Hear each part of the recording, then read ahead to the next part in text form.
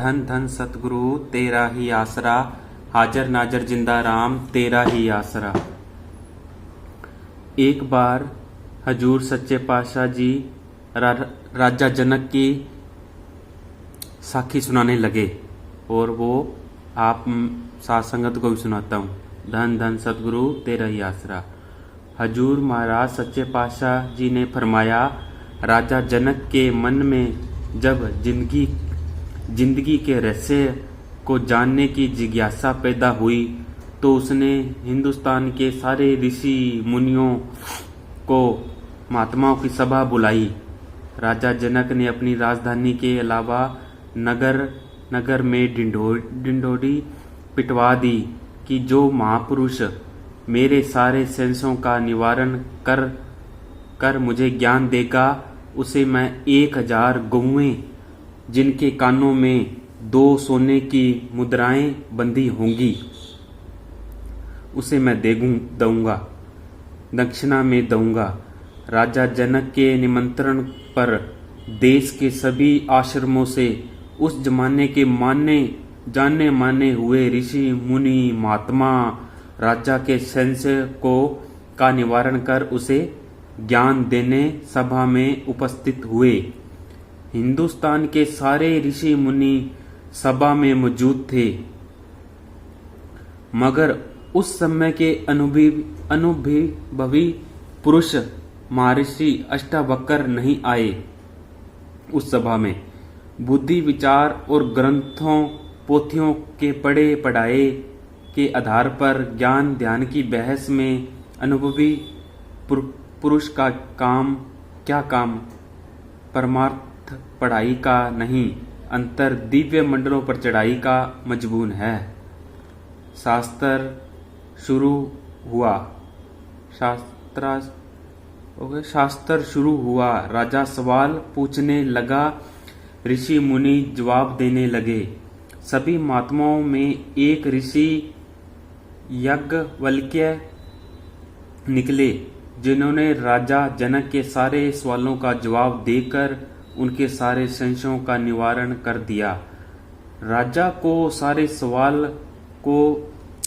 सवालों का जब जवाब मिल गया और कोई संशय उसके मन में बाकी न रहा तो उसने वायदे के मुताबिक 1000 गौएं जिनमें हर गाय के कानों में 2 सोने की मुद्राएं लगी हुई थी महर्षि याज्ञवल्क्य के हवाले की। याज्ञवल्क्य दक्षिणा लेकर अपने आश्रम पहुंचे तो उनकी पत्नी गार्गी ने, जो अनुभवी औरत थी, उनसे कहा कि याज्ञवल्क्य से पूछा, स्वामी जी, आपने राजा जनक को जिस हकीकत का, जिस परम तत्व का ज्ञान दिया है उसके बदले में 1000 गौएं और 2000 स्वर्ण मुद्राएं दक्षिणा में लेकर आए हो, उस परम तत्व को क्या आपने देखा है कभी? बताओ। उस जमाने के लोग सत्यवादी होते थे, वो झूठ नहीं बोलते थे। याज्ञवल्क्य ने कहा, नहीं गार्गी, मैंने उस परम सत्य का अनुभव नहीं किया। मैं तत्व दृष्टा नहीं हूँ। मैंने केवल ग्रंथों पोथियों के प्रमाण देकर उस परम तत्व के बारे में राजा को समझा दिया और उसके मन में उठने वाले सारे संशय दूर कर दिए। मैंने खुद देखा नहीं न दिखाया। मैंने बुद्धि विचार से जो समझा राजा को समझा दिया। याज्ञवल्क्य ने अपनी पत्नी को ये बात कह तो दी, लेकिन शर्म से उसका चेहरा लाल हो गया। कहते हैं वो खुद उस हकीकत की तलाश में निकल पड़ा। ये सुनने में आता है वो ऋषि उस हकीकत की तलाश में खुद निकल पड़ा।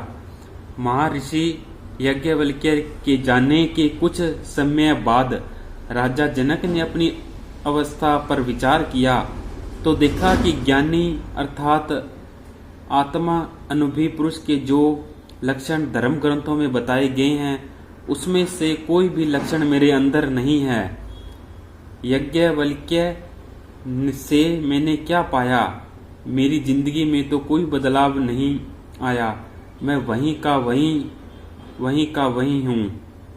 ज्ञानी निर्बंध होता है, उसे कोई बंधन नहीं होता।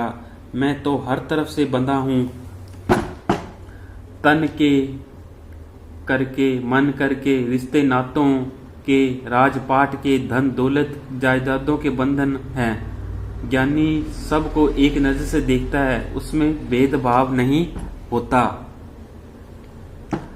वो काम, क्रोध, लोभ, मोह, अहंकार से मुक्त होता है। मुझ में ज्ञानी का कोई लक्षण नहीं है। राजा ने ठंडे दिल से विचार किया और कहने लगा कि मैं तो बातों में मारा गया। ऋषि ने जबानी जमा खर्च से मुझे लूट लिया।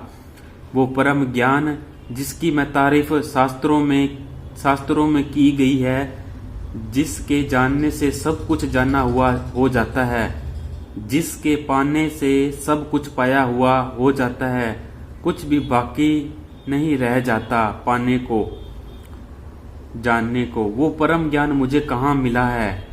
मैं तो बातों में ठगा गया। जुबानी जमा खर्च के अलावा मुझे क्या मिला? राजा ये सोचने लगा।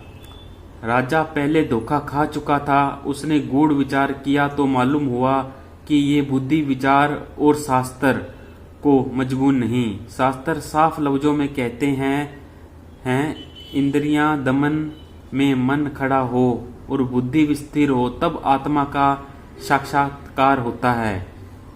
वहां बहस मुहाफिज से बुद्धि विचार क्या काम? राजा जनक ने दूसरी बार फिर सभा बुलाई और उसके सिलसिले में जो डोंडी पिटवाई, उस समय के महात्माओं को निमंत्रण भेजे। उसमें बुद्धि विचार पर आधारित शास्त्रार्थ की गुंजाइश ही नहीं रखी। वहां ये शर्त रखी गई, जो महापुरुष 2 पल में, अर्थात जितनी देर में एक रकाब दूसरी रकाब में पांव रखा जाता है, मुझे ज्ञान देगा, वो दक्षिणा का अधिकारी होगा। दक्षिणा पहले से दुगनी होगी।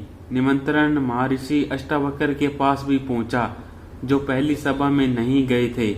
लेकिन अब की बार जो निमंत्रण ऋषि को पहुंचा, उसकी शर्तों को देखकर उन्हें लगा कि राजा जनक ज्ञान प्राप्त करने की सच्ची लगन मन में रखता है। संत इस बात को समझते हैं कि राजा होकर जो फकीरी ढूंढता है, वो परमार्थ की सच्ची लगन दिल में रखता है। अष्टावक्र ये सोचने लगा। संत रब्बी दात के खजाने देने आते हैं, वो याचक को देने में देर नहीं लगाते, मगर दुनिया में इस अनमोल दात को लेने वाला नहीं मिलता, वरना उन्हें देने में कोई इनकार नहीं। राजा जनक की राजसभा में हिंदुस्तान भर के ज्ञानी पुरुष जमा थे। सामने मंच पर गुरु के लिए ऊंचे स्थान पर आसन बना हुआ था। अब के महापुरुषों की तादाद पहली सभा में जो राजा ने बुलाई ज्यादा